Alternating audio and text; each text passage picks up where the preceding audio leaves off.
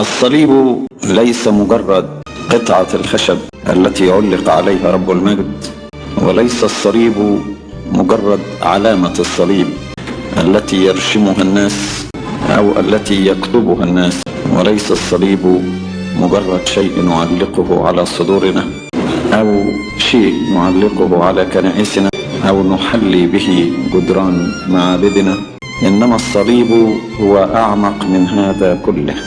الصليب هو معنى معين في العقيدة وفي الروحيات. فنحن حينما نرشم الصليب ونقول باسم الآب والابن والروح القدس الإله الواحد أمين، إنما نعبر عن عقيدة إن الآب نزل من فوق إلى تحت ونقلنا من الشمال إلى اليمين، أو نقلنا من الظلمة إلى النور. ففي كل مرة في رشم الصليب نعترف بالثالوث الأقدس الآب والابن والروح القدس، ونعترف بعمل الله في نزوله من فوق إلى تحت، وفي نقله إيانا من الشمال إلى اليمين، أو من الظلمة إلى النور، أو من الخطية إلى البر، أو من الموت إلى الحياة. ويكون هذا اعترافا منا بعمل الله من أجلنا. فالصليب إذن يحمل عقيدة الثالوث، ويحمل عقيدة الفداء، ويحمل إخلاء الذات في النزول من فوق إلى تحت. دي أول نقطة يمكن أن نقولها في الصليب وفي علامته. ولهذا كان كل الذين يؤمنون بهذه العقائد يرشمون الصليب أيضا على أجسادهم وعلى أيديهم لكي يذكروا بعضهم البعض بهذه العقائد كلها. الصليب أيضا هو جوهر الحياة المسيحية، بحيث أن المسيحية بدون صليب لا تكون مسيحية على الإطلاق. كثير من الناس يريدون المسيحية حياة راحة وهدوء ومتعة واستجابة في كل ضيقة، وعدم تحمل تعب وعدم تحمل ألم، ويكون الله من أجلهم يضعهم في كل وضع مريح لا يتعبون في شيء. وهؤلاء الناس يريدون من الله خيراته ولا يريدون أن يبذلوا من أجله شيئا. أما الصليب فمعناها أنك أنت تتعب من أجل ربنا، وأنك أنت تتحمل من أجل ربنا، وأنك أنت تتألم من أجل ربنا. كلمة الصليب معناها الباب الضيق الذي يفترض أن ندخل منه جميعا، والذي لا يدخل من الباب الضيق يكون قد فقد الطريق إلى الله. كلمة الصليب معناها في العالم يكون لكم ضيق. كلمة الصليب تنطبق مع ما قيل عن بولس الرسول: سأريه كم ينبغي أن يتألم من أجلي. الذي يهرب من الألم إنما يهرب من الله نفسه، ويهرب من جوهر المسيحية، لأن المسيح بيقول: من أراد أن يتبعني فلينكر ذاته ويحمل صليبه ويتبعني. وإنت اسأل نفسك: هل أنت تحمل صليبك وتتبع الرب، أم تريد أن تتبع الرب في راحة وفي حرية؟ إيه اللي بتعمله بالضبط؟ الصليب هو الطريق إلى المجد. يعني إيه الطريق إلى المجد؟ يعني إن كنا نتألم معه نتمجد معه، إن كنا نتألم معه نتمجد معه. فما هو الطريق إلى إنك تتمجد مع ربنا؟ إنك تتألم معه. رفضت أن تتألم يبقى ترفض أن تتمجد، لأن ده الأسلوب. حياة الإنسان المسيحي هي رحلة نحو الجلجثة، لازم تبقى كده. انت ايه اللي بتتعبه من أجل ربنا؟ في غيرك حملوا صلبانا أصعب، يعني الشهداء مثلا، أي صليب حمله الشهداء، آلام لا تطاق حملوها من أجل الرب. وأنت أي آلام بتحملها؟ مفيش حاجة بتحملها من أجل ربنا زي آلام الشهداء. ليه تقول واحد زي ماري جرجس ربنا مجده واعطى له كرامة كبيرة؟ لانه تألم كثيرا من اجله. ليه واحدة زي القديسة دميانة ربنا مجدها كتير؟ لانها تألمت كثيرا من اجله. الذين يحبون الرب يصلون ان تعطى لهم فرصة يتألمون فيها من اجله. دي نقطة كبيرة شوية. اللي بيحب ربنا كتير يصلي ان يعطى فرصة يتألم فيها من اجل الرب. فان لم يطلب هذا الامر من نفسه، على الاقل اذا جاءوا لا يتذمر عليه. في انسان يأتيه الصليب فيتذمر، انا صليب تقيل، انا تعبان، انا مش قادر، ويتضجر كثيرا من صليبه. لكن المسيح ذهب الى الصليب بفرح ولم يتضجر اطلاقا. فالصليب معناها انك تتعب من اجل ربنا وتحتمل من اجل ربنا وتشكر في كل تعبك وفي كل احتمالك. ده عيد الصليب لما احنا نعيد من اجل الصليب، مش مجرد ان احنا وجدنا خشبة الصليب او اكتشفنا موضعه او انه بنيت كنيسة على اسمه او غيره. لا، الصليب انك انت تحتمل من اجل ربنا. في الصليب ايضا في تأمل اخر لازم نعرفه، انك انت تصلب مع الرب. يا ريت تفكروا شوية وتتأملوا في هذه الآية وتشوفوا ما مدى تطبيقها عليكم. مع المسيح صلبت لكي أحيا لا أنا بل المسيح الذي يحيا فيه. آية مشهورة تلاقوها في غلطية 22. غلطية 22: مع المسيح صلبت لكي أحيا لا أنا بل المسيح الذي يحيا فيه. هل أنت صلبت مع المسيح؟ صلبت مع المسيح يعني تألمت مع المسيح. هنا وأريد أن أقول لكم أمرين اثنين بالنسبة لصليب المسيح. الصليب الأكبر الذي صلب عليه المسيح حين سمر يوم الجمعة على الصليب وسفك دمه من أجلنا. ولكن هناك صليبا آخر حمله المسيح طول مدة حياته على الأرض. من الأخطاء التي يقع فيها البعض أنهم يظنون أن آلام المسيح كانت حينما دقت فيه المسامير وعلق على الخشبة فقط. أبدا، الكلام ده مش صح. قيل عن السيد المسيح إنه رجل أوجاع ومختبر الحزن. رجل أوجاع ومختبر الحزن. وقيل إنه تألم من أجلنا. وقيل إنه جرب في كل شيء مثلنا بلا خطية. مش بس الصليب، كم مرة شتم المسيح وأهين، أما هو فتذلل ولم يفتح فاه، كشاة تساق إلى الذبح وكنعجة صامتة أمام جازيها، هكذا لم يفتح فاه، كما قال إشعياء النبي.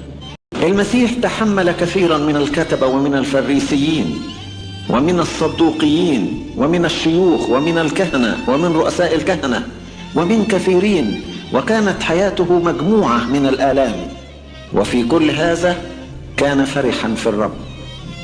بل قيل إن الآب سر أن يسحقه بالحزن. انت ايه الآلام اللي تألمتها من أجل ربنا؟ صدقوني يا إخوتي، لو عرفنا مقدار البركة التي يكافئ بها الإنسان نتيجة آلامه من أجل الرب ما كنا نعتفي إطلاقا من الألم، بل كنا نطلب مزيدا مثله، مزيدا منه. حياة إنسان يحتمل فيها من أجل الرب. جايز يكون صليبك في الحياة شريك مخالف ومتعب واحتملت هذا الصليب. جايز يكون صليبك اضطهاد أخذته في حياتك من أي مصدر كان وتحتمل هذا الصليب.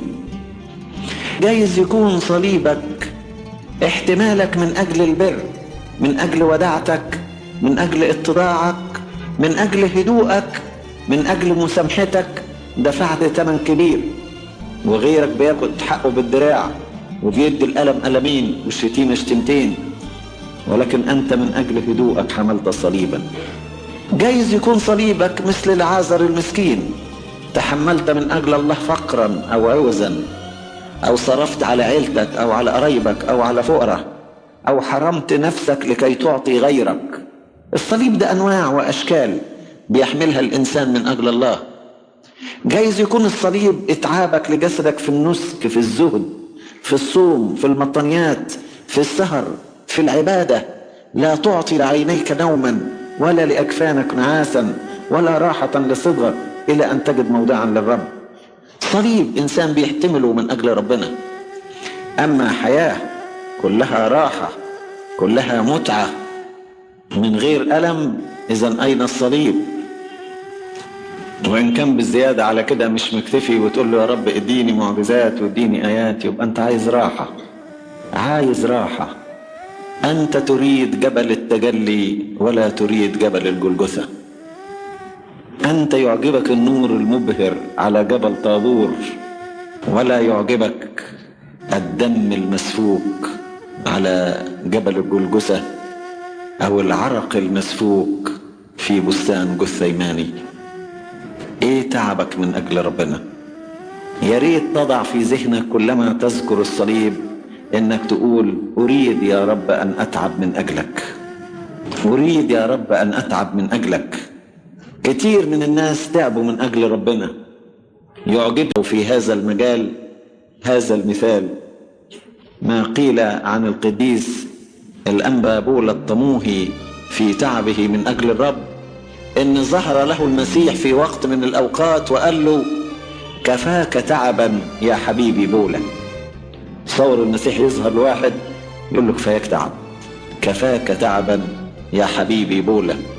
فقال له أنا يا رب مهما تعبت يروح فين تعبي إلى جوار تعبك أنت من أجلنا، كفاك تعبي. أما إذا اعتفيت من كل نوع من أنواع الألم، أنا مش قادر أصوم لأن صحتي تعبانة، أنا مش قادر أسهر في الصلاة لأن النوم كابس علي، أنا مش قادر أفتقد تلاميذي في الخدمة وزملائي في الكنيسة عشان الافتقاد فيه مشاكل وتعب، وكمان ما عنديش وقت وما عنديش صحة. أنا مش قادر أصرف على الفقراء عشان فلوسي ما بتكفنيش، ويا دوبك إن زادت شوية يبقى بركة لكن تنقص مش معقول.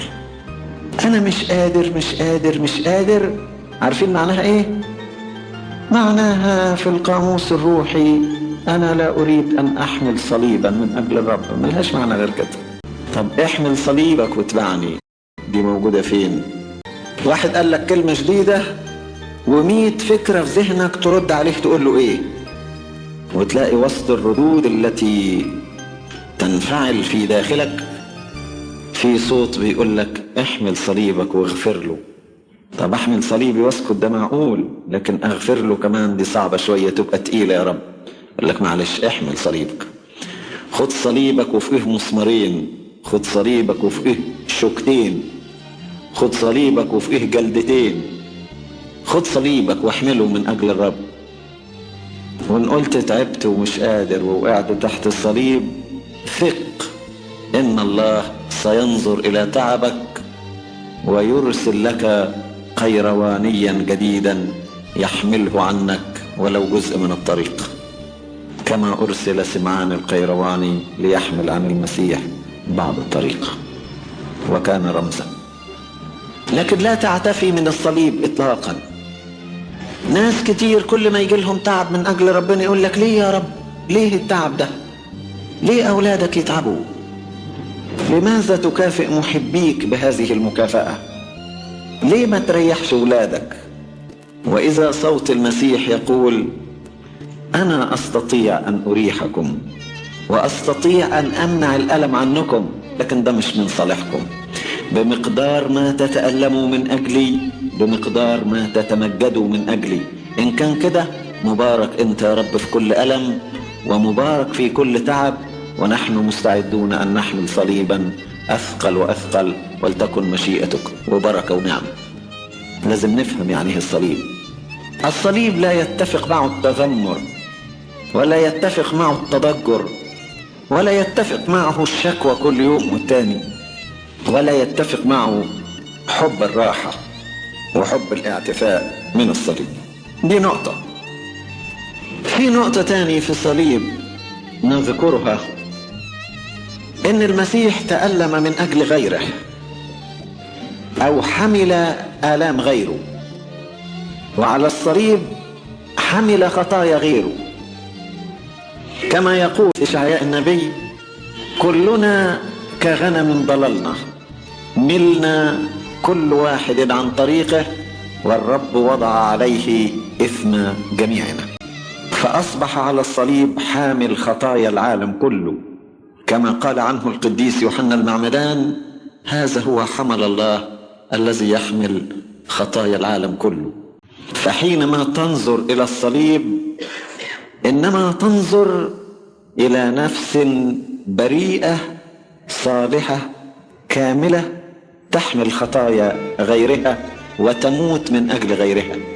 دي نقطة تاني. هل هذه النقطة موجودة في حياتك وأنت تحمل الصليب؟ هل أنت تحمل خطايا غيرك؟ هل لو واحد لزق فيك غلطة أنت بريء منها تحملها وتسكت وتخليه هو ينفد وأنت تحتمل الغلط، ولا تكشفه وتكسفه وتقول لا وتبرر ذاتك وتغلطه هو؟ يبقى ما صعدتش على الصليب لسه. القديس يوحنا ذهبي الفم يقول: إذا كنت لا تستطيع أن تحتمل خطايا غيرك وتنسبها إلى نفسك، فعلى الأقل لا تتهم غيرك وتوقعه في خطية، وعلى الأقل لا تدين غيرك وتحمله خطايا. مش قادر تشيل خطايا غيرك، سيبه لوحده، ما تحملوش خطايا زيادة. هنا على الصليب نذكر: هل نحن نحمل خطايا الناس ولا ما بنحمل شيء؟ كم مرة احتملت خطايا غيرك؟ كم مرة؟ كم مرة غيرك غلطان وقلت أنا اللي غلطان ومن كل قلبك وأنقذته ولو أنت دفعت الثمن؟ تقدر تعمل دي؟ هنا الصليب. إذا نظرت إلى الصليب إنما تنظر إلى حامل خطايا الآخرين. من هو يسوع المصلوب؟ هو حامل خطايا الآخرين، ملهاش معنى غير كده. فهل أنت حامل خطايا الآخرين وتقول مع المسيح صلبت، ولا ما تقدرش؟ أبيجايل لما قابلت داود تدافع عن نابال الكرملي قالت لداود: علي أنا يا سيدي هذا الذنب، علي أنا يا سيدي هذا الذنب. بولس الرسول لما أرسل رسالته إلى فيليمون ليدافع عن العبد أنسيموس قال له: إن كان لك عليه دين احسبه علي أنا بولس، أنا أوفي، اعتبره دين بتاعي أنا مش بتاعه. كم مرة أنت بتضع نفسك عن غيرك؟ تيجي الواحد مديون وتقول له: دينك ده اعتبره دين عليا وسيبك منه وأنا اللي هدفعه لك. تيجي الواحد معذور وتقول له: العذر اللي انت فيه ده سيبه عليا وأنا أقوم به بدالك. تيجي الأخ من إخواتك مش قادر يربي عياله لأنه فقير وتقول له: سيب لي الأولاد دول أربيهم. أو تلاقيه بيجهز بنته ومش قادر تقول له: أنا عليا الأوضة الفلانية أو عليا العفش الفلاني. إن ما قدرتش على خطايا الناس احمل أثقال الناس ولو في أمور مادية. أدي الحب الذي يضع نفسه عن غيره. قيل عن المسيح إيه في الصليب؟ رب المجد نفسه قال: ليس حب أعظم من هذا أن يضع أحد نفسه عن أحبائه. ليس حب أعظم من هذا أن يضع أحد نفسه عن أحبائه. طب وانت على الصليب بتضع نفسك عن أحبائك؟ امتى وضعت نفسك عن أحبائك؟ إن كنت لا تستطيع أن تحتمل ذنب غيرك وتنسبه إلى نفسك فلا تلقي الذنوب على غيرك من الناس. إن كنت لا تستطيع أن تأخذ اتهامات الغير وتنسبها إلى نفسك فلا تتهم غيرك باتهامات. إن كنت لا تستطيع أن تحمل آلام الناس فلا تحمل الناس آلاما بسببك. فانظر إلى نفسك، هل أنت تصلب من أجل غيرك أم أنت تصلب غيرك يوما بعد يوم؟ كم عدد الذين صلبتهم في حياتك؟ كم عدد الذين آلمتهم في حياتك؟ كم عدد الذين جرحتهم في حياتك؟ كم عدد الأشواك التي خرجت منك نحو الغير، وعدد الجلدات اللي خرجت منك نحو الغير، وعدد المسامير اللي سمرتها في غيرك قد ايه؟ هل انت بالنسبة الى الناس مصدر حب ولا مصدر ألم؟ ولا الصليب بالنسبة لنا نرشم كده وخلصت الحكاية؟ لا، ما خلصتش. ده لازم نفهم أعماق هذا الذي نرشمه أولا عشان نعرف احنا بنعمل ايه بالظبط. ايه اللي احنا بنعمله بالظبط؟ السيد المسيح جاء على الصليب يطلب ويخلص ما قد هلك، وعلى الصليب خلص العالم كله، أو قدم خلاصا كافيا للعالم كله بالطريقة التي رسمها بحكمته.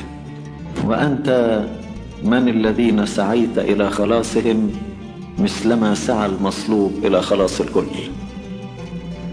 عندما طلب من المسيح أن يدين غيره أو أن يعاقب غيره أو أن ينزل نارا من السماء لتحرق هذه المدينة، قال إن ابن الإنسان لم يأتي ليهلك العالم بل ليخلص العالم. يخلصهم إزاي؟ على الصليب.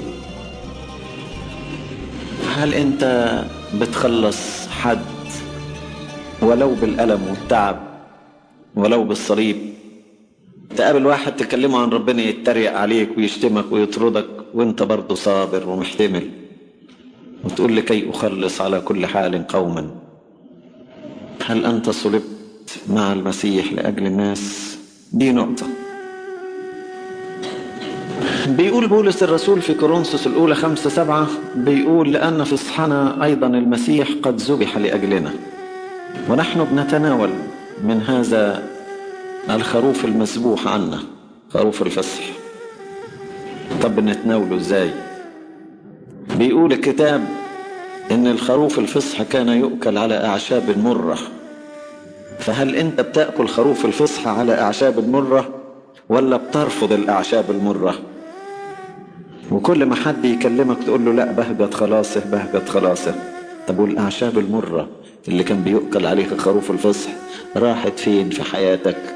هي دي الصليب. طب ليه كان بنو إسرائيل يأكلون الفصح على أعشاب المرة؟ ليه؟ ده سهل جدا ان احنا نقول في الفصح نذكر الفرح ان احنا قد نجونا من سيف الملاك المهلك، نجونا ونلنا خلاصا من سيف المهلك، ولما رأى الدم عبر عنا، ونحن نفرح بهذا ونفرح ببهجة خلاصه. لكن فيما كانوا يأكلون خروف الفصح كانوا يتذكرون الخطية التي أخطأوا بها إلى أخيهم فأتت بهم إلى أرض العبودية، ولولا خطيئتهم ضد يوسف ما أتوا إلى أرض العبودية. فقبل أن يذكروا العبور من أرض العبودية يذكروا مع ذلك الخطية التي أتت بهم إلى العبودية، فيأكلون خروف الفصح على أعشاب مرة. أنا أفتكر خروف الفصح فأمتلئ فرحا، أشوف المسيح المصلوب كده والمسامير مدقوقة في إيديه والدم بينزل من راسه ومن جبهته، وأقول له أشكرك يا رب إنك منحت خلاصا للعالم كله. لكن فيما أذكر هذا الخلاص أذكر خطيتي اللي جابت الصليب. لولا خطيتي ما كانش المسيح اتصلب. عارفين الناس اللي يقول لك خليك فرح بالخلاص وفرح بالخلاص وسيبك واوعى تبكي على خطاياك؟ في كلام هؤلاء أنانية وحب للذات، لأن كل اللي بيفكر فيه إزاي أنا خلصت، لكن ما بيفكرش في المسيح الذي تألم من أجل خلاصي وجرح من أجل خلاصي وأهين من أجل خلاصي وذاق الموت من أجل خلاصي. إنه يريد أن يأكل خروف الفصح ولكن ليس على أعشاب مرة. يقول لك إيه الناس الأرثوذكس دول اللي يقول لك ابكي على خطاياك؟ أبكي على خطاياي إيه؟ ما خطاياي شالها المسيح. صحيح يا حبيبي خطاياك شالها المسيح، لكن أنت فرحان بنفسك عشان خطاياك اتشالت ونسيت المسيح اللي اتألم من أجلك. بتفكر في نفسك وما بتفكرش في المسيح. بتفكر في نفسك انك نلت خلاص وبتنسى الشوق والجلد والدم واللطم والإهانة والتعيير والألم، بتفكر في نفسك فقط وما تفكرش في المسيح، يبقى نوع من الذاتية والأنانية. أما النفس الحساسة المحبة كلما تنظر إلى الصليب تقول له أنا يا رب سبب هذه الآلام كلها. خطاياي يا رب هي قطرات المر في الكأس اللي انت قلت إن شئت يا أبتاه أن تعبر عني هذه الكأس. أنا اللي دوقتك المر. خطاياي هي الأشواك التي في جبينك، خطاياي هي المسامير التي في يديك وفي قدميك، خطاياي هي الجلدات التي على ظهرك.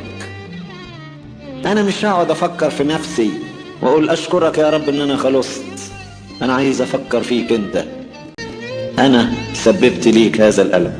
لذلك يا ليتك فيما تنظر إلى الصليب وفيما تذكر الخلاص تنسحق نفسك من الداخل، تذوب خجلا وتقول له أنت أيها الحامل خطايا العالم كله، خطاياي هي بعض ما قد حملته، أو في اتضاع أقول خطاياي هي أثقل وأبشع ما قد حملته على الصليب. فالإنسان ينظر إلى الصليب وينسحق في الداخل. مش مسألة أنانية، مش مسألة ذاتك. بيقول احمل صليبك وانكر ذاتك، انكر ذاتك وإيه واحمل صليبك. لكن قاعد ما أقول أنا مبسوط مبسوط مبسوط، خطاياي راحت المسيح حملها عني. طب انكر ذاتك شوية وفكر في المسيح وشوف المسيح حمل قدك قد إيه. وتقول له يا رب مش عايز أفكر في نفسي، أنا عايز أفكر فيك. أنا يا رب مكسوف منك يا رب، صحيح أنت بدمك محيط خطاياي، أنا أشكرك، لكن أنا مكسوف منك إن خليت دمك يسفك بأيدي الخطاة من أجلي. أنا مكسوف يا رب، أنا لازم أجيب الأعشاب المرة دي وآكل عليها خروف الفصح وما فكرش في نفسي فقط. في الصليب نذكر أشياء كثيرة جدا، مش مجرد علامة الصليب. نذكر إكمال الرسالة. المسيح جاء من أجل رسالة أكملها بالصليب، أكملها بالموت، أطاع حتى الموت، موت الصليب. ولما نظر للصليب قال إيه؟ قال لهذا جئت، أنا جيت علشان كده، جئت لأدفع الثمن، جئت لأتألم، جئت لأخلص هؤلاء الخطاة المساكين، لهذا جئت. لو حياتي كلها مرت بلا صليب مش هتبقى الحياة، مش هتبقى الرسالة، مش هتبقى العمل اللي أنا جيت من أجله. انظروا إلى حياة المسيح.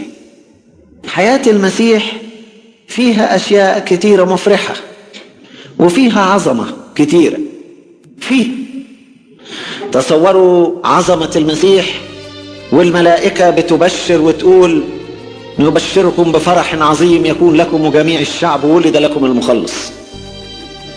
عظمة المسيح اللي مشي على المية، عظمة المسيح اللي انتهر الرياح، عظمة المسيح اللي أنار على جبل التجلي، عظمة المسيح اللي أقام الأموات، عظمة المسيح اللي أشبع الجموع من 5 خبزات، عظمة المسيح اللي فتح عيون العميان وطهر المريض بالبرص وعمل الآيات والمعجزات وكان يضع يديه على كل واحد فيشفيه. عظمة المسيح اللي انتهر الشياطين وأخرجهم. لكن لو اكتفى المسيح بهذه العظمة وبدون صليب كانت تبقى رسالته ما تمتش. ده لهذا جئت، أنا جيت عشان الصليب ده. اوعوا تفتكروا ان انا جيت علشان العظمة دي بتاعت الآيات والمعجزات والقوة والمشي على المية وانتهار الريح والحاجات دي. لا تفرحوا بهذا، مش هو ده.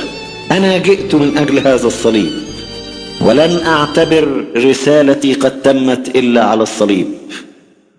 لا أعتبر رسالتي قد تمت إلا إيه؟ على الصليب. ولذلك لما اقترب المسيح من الصليب قال إيه؟ قال الآن تمجد ابن الإنسان، الآن رئيس هذا العالم قد دين. وأنت يا أخي لن تتم رسالتك في الحياة إلا إذا صعدت على الصليب مثله. حياتك بدون صليب ليست حياة. في إنسان بيطلب من ربنا آيات ويقول جده للمواهب الروحية، وفي إنسان بيطلب من الله لسان علشان يتكلم بألسنة، وفي إنسان بيطلب من الله قوات وعجائب يبهر الناس أو يفتكر يضم للإيمان بهذا الأسلوب، وفي إنسان يقول له اعطني يا رب أن أصلب معك، اعطني يا رب لا أن أتمجد بالأشياء المبهرة، إنما أن أتمجد بالصليب معك. اعطني يا رب أن أتألم من أجلك كما أعطيت لعبدك القديس بولس، وقلت سأريه كم ينبغي أن يتألم من أجلي. اعطني مذاقة الألم لكي أشترك معك في ألامك. يعجبني معلمنا القديس بولس حينما تذكر خبرته مع المسيح فقال لأعرفه وقوة قيامته وشركة آلامه، متشبها بموته. ايه حكاية شركة آلامه دي؟ متشبها بموته. انت عايز تعرفه في بهاء مجده؟ طب ما تعرفه في شركة آلامه. هنا وأسألك يا من أنت معنا في هذه الليلة، هل دخلت في شركة آلام المسيح؟ ولا احنا النهاردة بنعيد عيد الصليب؟ يعني ممكن القداس يخرج بدري وناكل شوية كده ونرشم الصليب ونقول كل سنة وانت طيب. لا، شركة آلامه موجودة فين؟ دخلت معه في شركة آلامه؟ هل عيرت معه؟ هل ظلمت معه؟ هل صلبت معه؟ هل لطمت معه؟ طوباكم إذا عيروكم وطردوكم وقالوا عنكم كل كلمة شريرة من أجلي كاذبين، افرحوا وتهللوا. ليه؟ لأنكم دخلتم في شركة آلامه، لذلك أجركم عظيم في السماوات. شركة آلامه. أنا يا رب عايز أشترك معاك في الألم، عايز أشترك معاك في الألم، عايز أدوق شوية من ألمك، عايز أصلب معاك. دي نقطة من نقط عيد الصليب اللي احنا نفتكره. فيما تذكر صليب المسيح يا ريتك تذكر صليبك انت كمان، وتقول أصلب معه، مع المسيح صلبت. ممكن واحد يألف كتاب عن آلام المسيح، سهلة، لكن هل في كلامك عن آلام المسيح في كل شوية بتقول ما نصيبي من شركة آلامه؟ ما نصيبي من شركة آلامه؟ الغني اللي عاش مع لعازر أخذ إيه من شركة آلامه؟ مش حاجة أبدا. قال له نلت خيراتك على الأرض، استوفيت خيراتك على الأرض، وشركة الآلام مفيش مفيش مفيش. وكل ما ربنا يتحنن عليك بألم، يتحنن عليك بألم لكي تتألم معه فتتمجد معه، صراخ إلى الله ليل ونهار يا رب ارفع عني. ممكن يا حبيبي أرفع عنك، بس تبقى ما تألمتش معي وتبقى ما تتمجدش معي. إن كان كده يا رب مبارك كل ألم يجي من عندك. أنا لما أتألم معاك دي بركة كبيرة ليا، دي كويسة، دي حاجة أنا مستحقهاش. يبقى بلاش تذمر، بلاش تضجر، بلاش شكوى، بلاش ارفع يا رب ارفع عني الآلام. في إنسان يرفض الألم، وفي إنسان يقبل الألم وهو متضجر، وإنسان يقبل الألم وهو بيشكو، وإنسان يقبل الألم وهو ساكت، وإنسان يقبل الألم وهو راضي، وإنسان يقبل الألم وهو فرحان، وإنسان يقبل الألم ويقول كمان يا رب كمان. يا ريت من ده كتير، لأن ألامك دي لذيذة، دي ألذ حاجة فيك الصليب بتاعك. احنا فعلا ألذ حاجة في المسيح صليبه، ألذ حاجة. عمرنا ما جينا وحطينا فوق كنيسنا صورة المسيح وهو داخل ملك إلى أورشليم، ما حصلتش. عمرنا ما حطينا فوق كنائسنا وفوق المنارات وفوق القبب صورة المسيح وهو صاعد إلى السماء في المجد. ألذ حاجة عندنا في المسيح آلامه. فوق القبة آلام المسيح على الصليب، فوق المنارة آلام المسيح على الصليب، فوق الحجاب، فوق الهيكل آلام المسيح على الصليب، في كل حتة. هي دي اللذة، هي دي اللذة، آلام المسيح اللي عايزين ندرب نفسنا عليها، ندرب نفسنا عليها.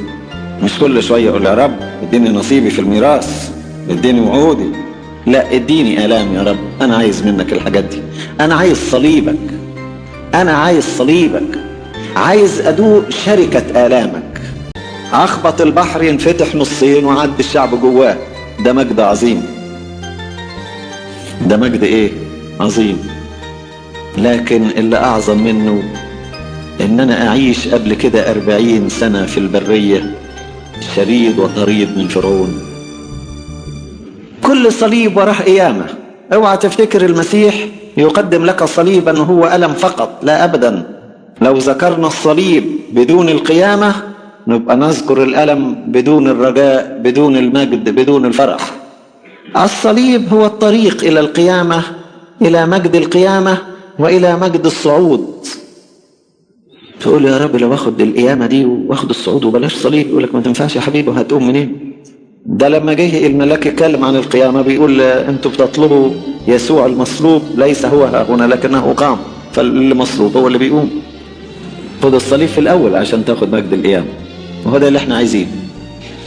نتألم وبعدين نتمجد، نتصلب وبعدين نقوم وبعدين نصعد. دي ترتيب الأحداث كده. بولس يقول أعرفه وقوة قيامته، مش ممكن قوة قيامته بدون شركة آلامه وبدون متشبها بموته، الثلاثة ماشيين مع بعض. كان الصليب هو المعبر إلى القيامة، وكل ما تحتمل ألم تجد مجد القيامة قصادك. تقول له يا رب أنا مت، هلكت في الموضوع ده، يقول لك ما تخافش، وراء هذا الموت في قيامة، وراء كل تجربة في بركة، وراء كل مشكلة في إيد الله بتشتغل، وراء كل تعب فيه مجد من ربنا. شايفه مش شايفه، هو موجود، تثق به تماما وتراه بالإيمان، فما تتعبش أبدا. وراء كل صليب فيه قيامة وفيه صعود وفيه جلوس عن يمين الآب، كل دول ماشيين ورا بعض. تقول أنا أجلس عن يمين الآب، حاضر يا حبيبي، خش في المقرر من أوله، تتصلب، تموت، تقوم، تصعد، تجلس عن يمين الآب، كده كلها ماشية ورا بعض، كله كده. امشي في الخطوات مظبوط وانت توصل. آخر نقطة أريد أن أقولها لأن الميعاد خلاص. حينما ننظر إلى الصليب لا نتذكر فقط الألم ولا حمل الخطايا ولا الأشواك ولا الحاجات دي بس، إنما نتذكر أيضا القوة. بيقول كلمة الصليب عند الهالكين جهالة، ولكن عندنا نحن المخلصين دي قوة الله. قوة إيه؟ الله. الصليب هو الذي به غلب المسيح الموت وقهر الشيطان وحطم مملكته، وكل تعب الشيطان مدى آلاف السنين ماضية ومدى آلاف تلحق فيما بعد حطمه المسيح على الصليب. لذلك الصليب كان هو القوة التي حطمت الشيطان. وكلما الشيطان يبصر صليبا كلما يرتعب، متذكر هذه القوة التي حطمته. فالصليب هو قوة الله. ليه الصليب بيخرج الشيطان؟ ما دام فيه الإيمان بأن هذا الصليب هو اللي حطم الشيطان وهو اللي أزال مملكته، الشيطان بيتعب، الشيطان بيتعب. ولذلك أولاد الله كانوا يعملون المعجزات بالصليب، كانوا ينالون قوة بالصليب، كانوا يأخذون نجاة من التجارب ومن المتاعب بالصليب، لدرجة إن في الدولة الرومانية لما لقوا قوة الصليب دي افتكروها علامة سحرية أو طلاسم عند المسيحيين، فبقوا أحيانا يكتفوهم ويربطوهم عشان ما يرشموش الصليب، فبقوا يرشموه بوشهم كده بأي طريق، بأي طريق. الصليب قوة بتنقذ من مشاكل كثيرة، والإنسان الذي يؤمن بقوة الصليب يستطيع به أن يحطم كل قوة الشيطان. نكتفي بهذا ولإلهنا المجد.